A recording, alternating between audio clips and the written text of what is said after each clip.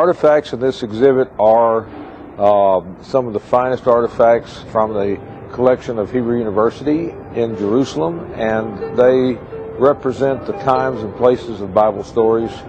Some of the oldest pieces in the exhibit date to the time of the Patriarchs, Abraham, Isaac, Jacob, 2500 to 3000 BC, and you know, most of it has never left the Holy Land before.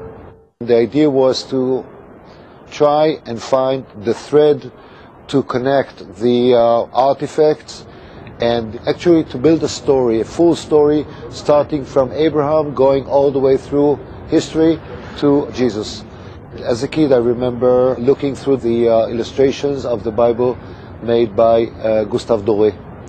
And here we have, just in front of us, a sample that actually correlates three-dimensional sculpturing of figures together with the work of Doré, Moses going down the mountain of Sinai with the Ten Commandments in his hands, and the people around him just sort of waiting, expecting him to come down.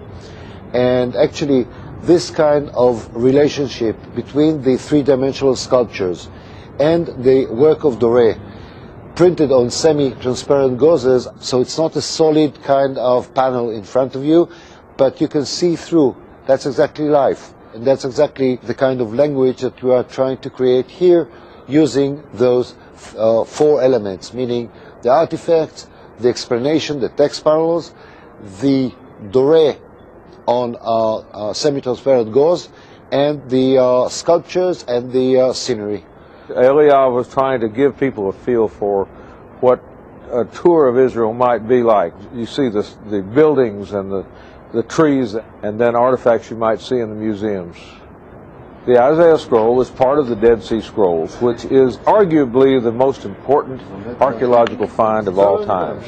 The Dead Sea Scrolls are, in most cases, the oldest text of the Bible that we have in the Hebrew language. The Dead Sea Scroll fragments are very fragile. An ossuary is a box usually made of limestone, and it's not for the whole body, it's for the bones only. This particular one was discovered in 1949 in a tomb of the family of Simon the Cyrenian, the person that carried the cross of Jesus. Here we have a direct connection with Simon. When I actually touched this, I get very excited about these sort of things. I was touching something that touched the body of someone who may have touched Jesus. As a Christian, that's a direct connection to the very roots of our faith.